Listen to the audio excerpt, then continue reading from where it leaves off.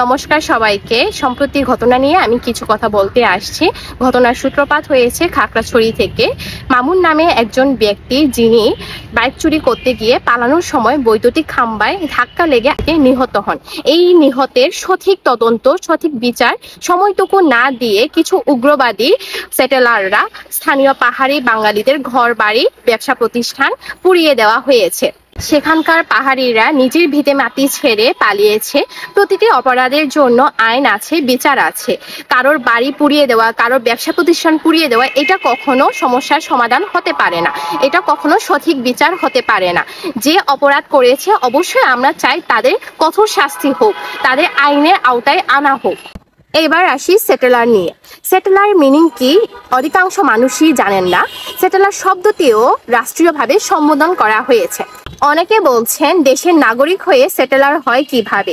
Settler তাদেরকেই বলা হয় যারা জমি বেদখল করে, যারা অন্যের স্থাপনা উচ্ছেদ করে নিজের বসতি স্থাপনা করে থাকে। আমরা পুরো বাঙালি জাতিকে সেটেলার বলছি না। বহু বছর ধরে পাহাড়ি স্থানীয় বাঙালি মিলেমিশে থেকেছে। আমাদের মধ্যে কোনো প্রকার দ্বন্দ্ব, বৈষম্য সৃষ্টি হয়নি।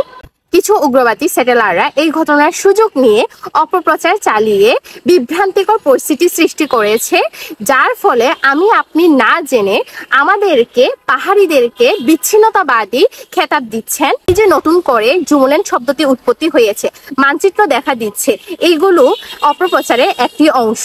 আমরা কেউ নতুনভাবে আলাদাভাবে ভূখণ্ড চাই না, আলাদাভাবে রাষ্ট্র চাই না। আমরা বাংলাদেশের নাগরিক হিসেবে সাংবিধানিক যে স্বীকৃতি বা সাংবিধানিক যে অধিকার, সেইটুকুই আমাদের চাওয়া।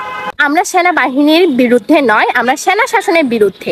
সেনাবাহিনী থাকা সত্ত্বেও কেন পাহাড়ের বাড়ি ঘর, ব্যবসা প্রতিষ্ঠান আগুনে পুড়ছে?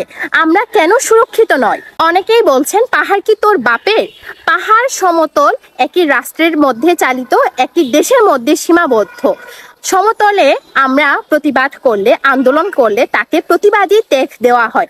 সেই সেম জিনিস যখন আমরা পাহাড়ে প্রতিবাদ করে থাকি, সেক্ষেত্রে আমাদেরকে সন্ত্রাসী ট্যাগ দেওয়া হয়। সাম্প্রতিক দুটি ঘটনায় সমতলে ঢাকা ইউনিভার্সিটির কিছু ছাত্র মিলে ভারসাম্যহীন তোফাজ্জেলকে গণপিটুনি দিয়ে মারা হয়েছে। আর পাহাড়ে মামুনের ঘটনা তো আপনারা জানেন। এই দুটি ঘটনার প্রতিক্রিয়া আকাশ পাতাল তফাৎ। এই বৈষম্য কেন? তোফাজ্জেল মৃত্যু দায়ের অপরাধীদেরকে শনাক্ত করে আইনের আওতায় আনা হয়েছে। তাহলে পাহাড়ে যারা যুক্ত ছিল, অপরাধ করেছেন, তাদেরকে আইনের আওতায় আনার জন্য সেই সময়টুকু কেন দেওয়া হয়নি?